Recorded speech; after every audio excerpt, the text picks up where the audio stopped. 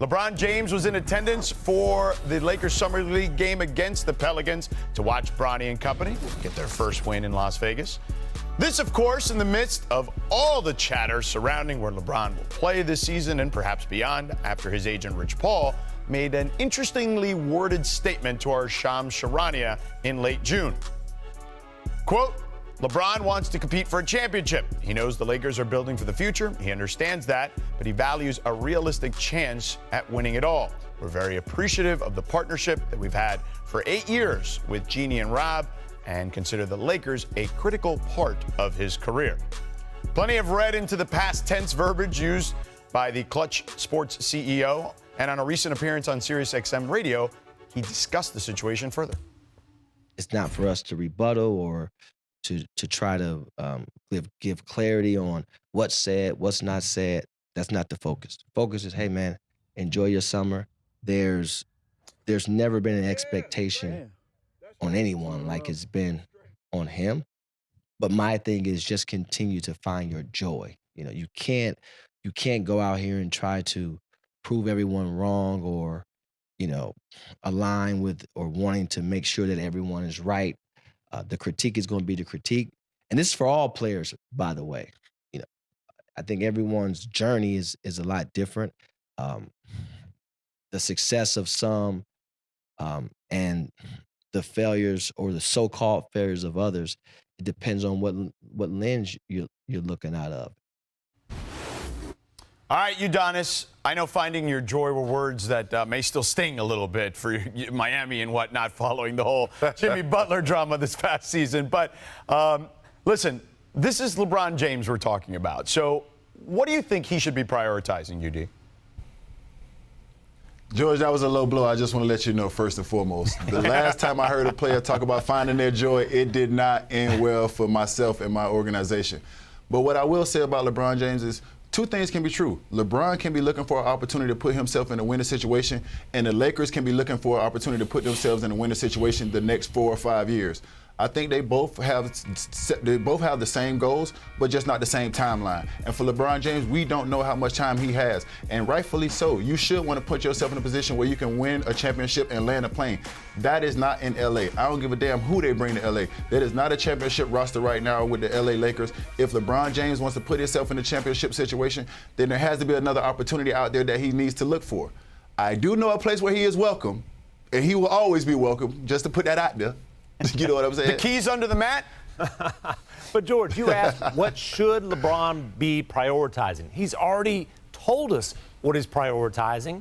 And it's not, he didn't tell us with a statement. He told us with the decision to opt into the last year of his contract.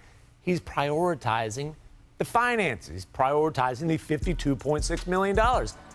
Who could blame him for that? Nobody going to be mad at you. But my point is this. You prioritize finances over flexibility. If he wanted the option of choosing whatever team, of putting himself in the best position to compete for a championship this year, he could have taken that. It would have cost him a lot of money. But at this point, hey, enjoy your summer, and we'll see you for Lakers training camp because you opted in to be on the Los Angeles Lakers roster. I'm going to go glass half full. UD's going to yell at me for it. Uh-oh. Get ready, UD. Look, they were 20-12 after the Luka trade. Like, without a training camp, you got a lob threat in Ayton, and Ayton knows the lights are on him. I know George is looking at me talking about Ayton. Ayton, I believe in my boy from the Bahamas. I think he's going to have the best season of his career. He better. And then here's the thing.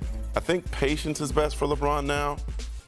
But if by the trade deadline, Rob Pelinka doesn't put a championship, like I think he needs more time. We've seen trades get made at the beginning of training camp. But if it doesn't look right at the trade deadline, I think it's a little easier to trade him, even with that money at the halfway point. Be patient, wait, and see what happens. Go ahead, UD.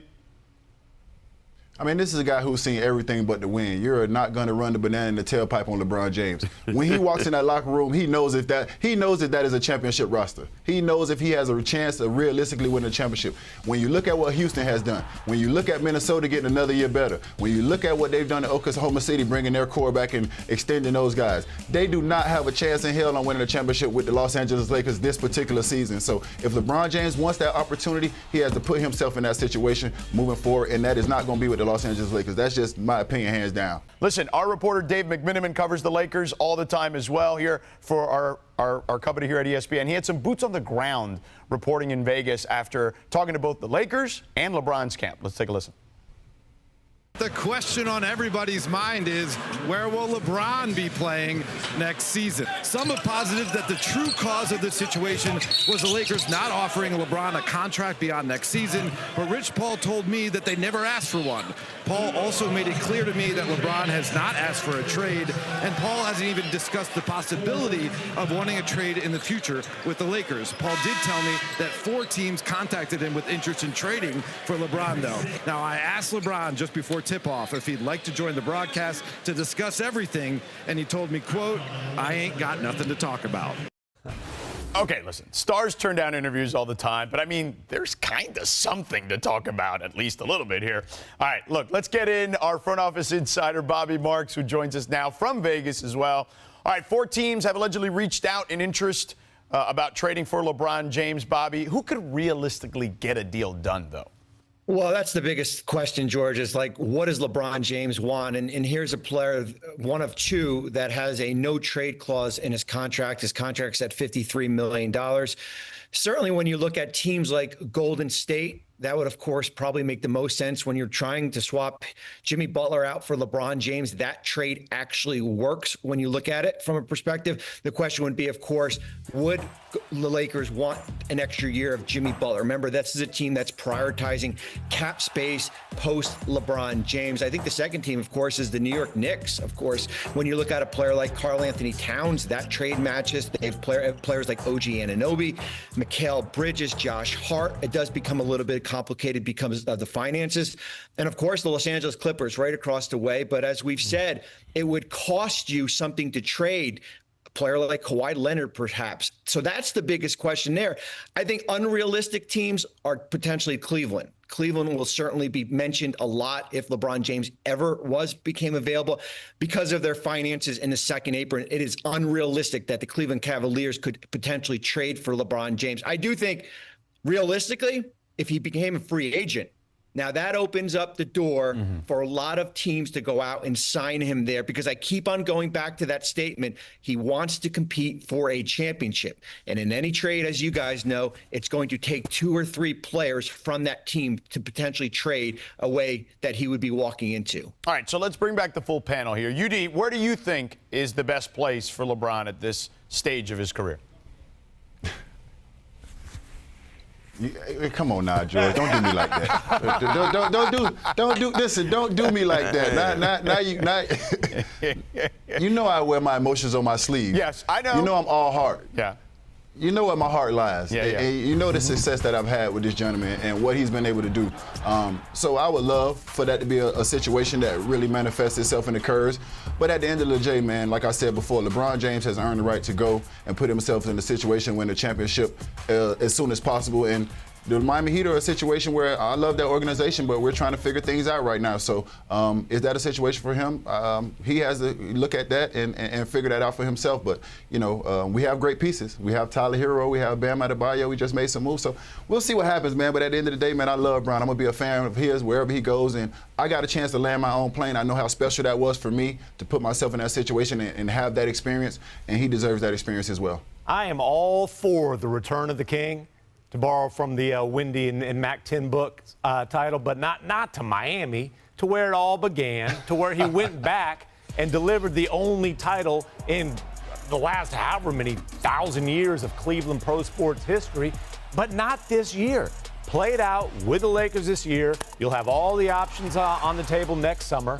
Go back to Cleveland next summer. They're not giving up pieces to get you. In that case, they've got a loaded roster. Well, they can't really do it, to be honest, as Bobby mentioned. Yeah, and so go back next summer, go home next summer, and help the Cavaliers get over that big old hump again, and they would have a real deal championship chance adding LeBron to that roster. Cleveland, this is for you. What do you think, Mark?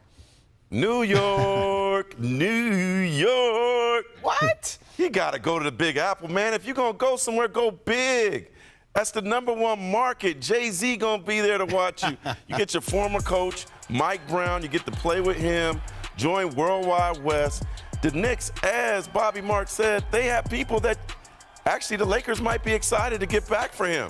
Some talented younger players. There's like 4 players. Call New York now. Get it done. Get him in the Garden. Get him back with Mike Brown.